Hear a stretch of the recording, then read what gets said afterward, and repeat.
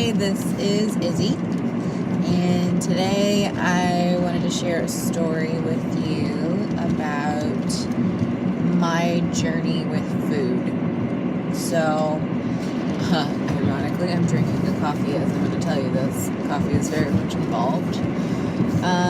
So, I've always had a very unhealthy relationship with food. And that is one reason why I have created this food journey course, because I've had to learn a lot along the way, and I still have my good days and I still have my bad days, or now it's more like good months and a couple bad days. So big improvement. My relationship with food is a lot healthier now, and I've also healed a lot. And when I say healed a lot, I mean my hormones were completely off. My hair was falling out.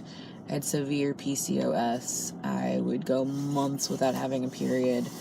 I was really struggling. And I think after I had my first child, things changed a lot, because I really was on a mission to get healthy, because my weight loss was out of control.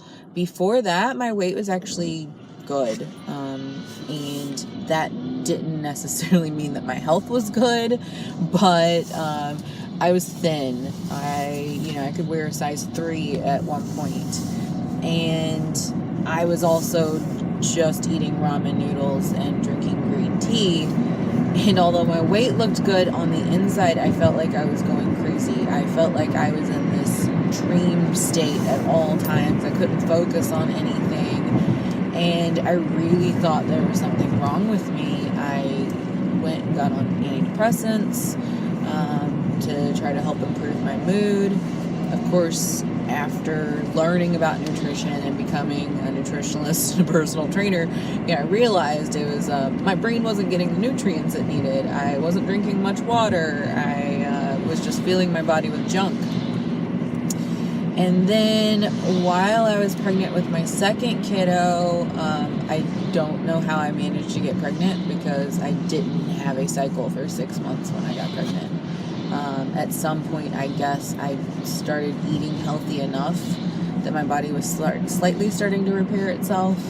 But I still had celiac, which is an autoimmune disease, and I was eating gluten, and I wasn't aware of that as well.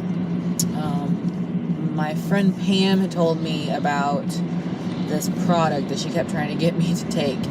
And I was just like, I don't have the money for this auto renewal thing. And it's just another supplement. I've tried so many supplements. I was constantly going to our local health food store and buying probably a good $80 a month if I really added it up, in supplements and teas and all these things to try to be healthy. And I was spending hours and hours of research online. And when he was probably about 6 months old, I was finally like, okay, yes, I give up. I'm going to try this out. And I got on it, and I instantly felt better within a week or two into it. And I started taking it. I was taking it really regular. And then I guess I was feeling so good that I stopped taking it, which I think a lot of people go through that with medications too. And I got on this thing of I just can't afford it, and I went back down this downward spiral, and then I found myself again doing the exact same thing, running to our local place, Rainbow Blossom, buying tons and tons of supplements, trying different teas, trying different diets, and then I wound it up back on Juice Plus again. And oddly, this time I realized, within a couple weeks of taking it, I started my period. I hadn't had one in a while, and bloating was going down, and I was exercising a lot more, and I was able to keep up with all of my exercises. And so it was going really well. And then life hit again, a lot of stress. Stress tends to be what triggers a lot of people. And I stopped taking Juice Plus, but I still promoted it a lot. I just couldn't get myself to remember to take it because life was so crazy. And I was chugging a lot of coffee. My coffee has greatly improved. This is, I've only had half a cup earlier this morning, and this is around 4:30, and I'm finally having a coffee.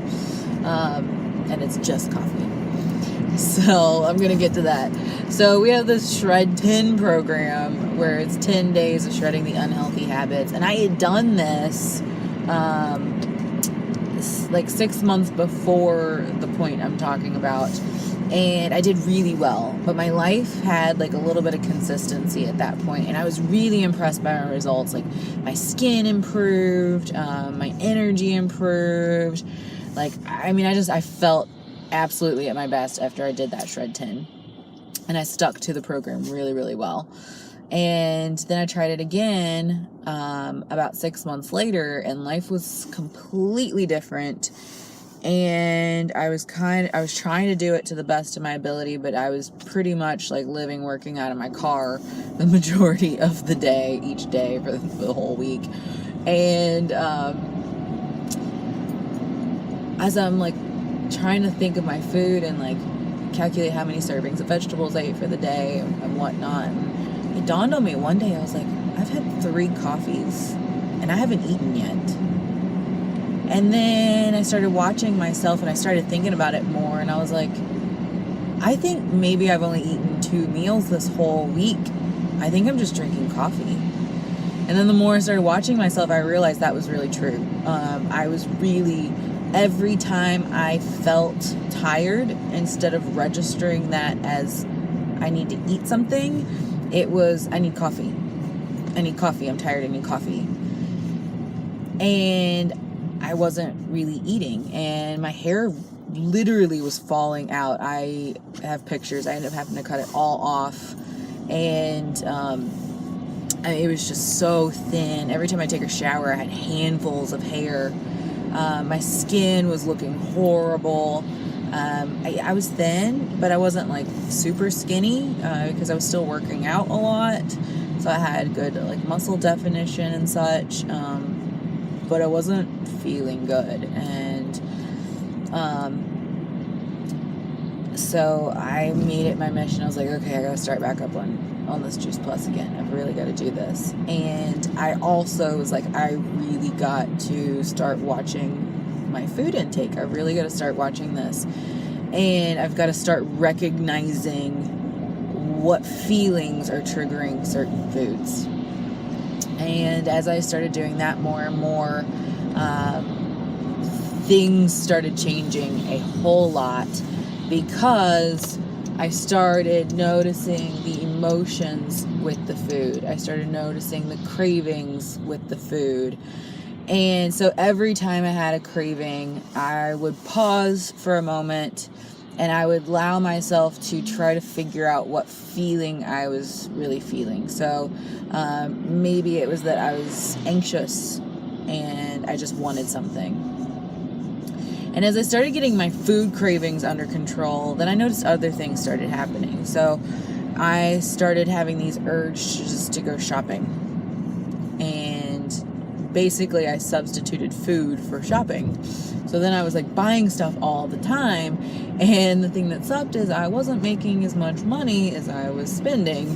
So I started getting myself in money debt instead of what I tend to refer to as calorie debt. And I had to start really watching that, and I had to start asking myself the same things that I learned with my food was, do I really need that? Is that something I need, or is that something that I'm just wanting? Like, what feeling was lying behind that? And I went back and forth, having to watch the food cravings versus the shopping cravings. And then it this one was kind of always there too, but like buying books was another form of shopping. Or another thing is certifications. So not feeling good enough for something.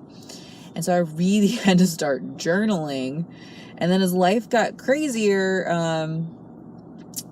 I realized like I didn't even have time to journal really.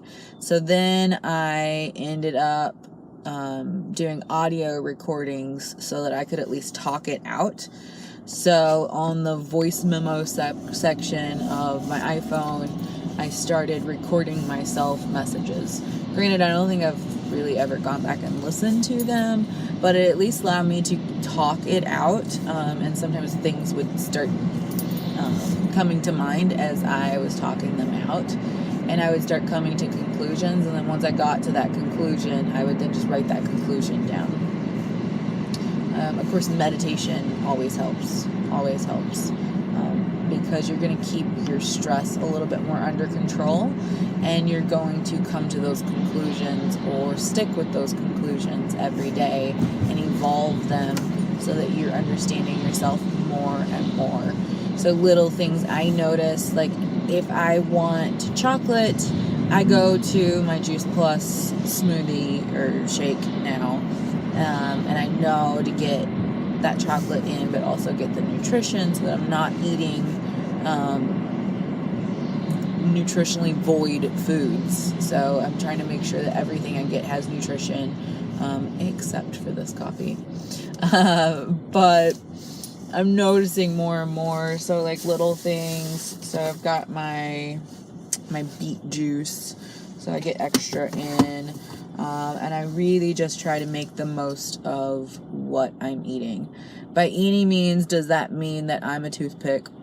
No. Does it mean that I don't eat chocolate? No. But I'm not letting the food be in control of me anymore. That I'm in control of the food. And I just had a craving not too long ago, and I went down the chocolate aisle and I grabbed some Reese cups. They're gluten-free. And I ate one Reese cup, and I ate it kind of fast, and I stopped myself, and I still wanted more. And I said, okay, I'm going to eat one more, but I'm going to eat it really slow. And I ate it really, really slow, and I got halfway through, and then I put it back into the package, and I let it go. And that's something I definitely would not have done in the past. I would have torn through that whole thing, and more, and I would have ate it really, really fast. So I say these things because I have a program again online, and I'm developing it to go even deeper. But the online program is ran through Precision Nutrition, which is also where I did my nutrition certification. So the program is really, really good. I wouldn't use it if it wasn't, because I have to pay monthly for that service, and then just coach outward from that. And then I'm also working on coaching so that we can write and journal and discover and talk in a group online setting, but which also means that you can do it personally and you don't have to share.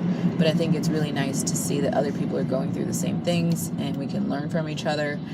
And hopefully we can get to the point where we all share our story. But a lot of times it's developing our story. And what is a food journal or a food journey story? That's looking at how food was for you as a child, how food is for your family, how food was as a teenager, as a young adult. What emotions do you tie to certain foods? How do you eat during the holidays? How do you eat when you're with certain people? How do you eat after a bad breakup or stress? And so really getting to know your relationship with food. And we even write food a note and representatively send it to food as if it was a person and we had a relationship with them. So it's pretty fun. All right. So obviously this was very live style recording, but posting it later in the car driving. So leave some comments down below. Let me know what your food journey is, or what you think it might be, or if you're interested in the program. I don't ever want to turn anyone away. So I want to make this program affordable for all, but at the same time, I need to make it sustainable for me. So let me know, get with me. Don't not get with me because you think you can't afford it. I think everyone has the right to go through this process and really heal themselves with food because it'll change their life.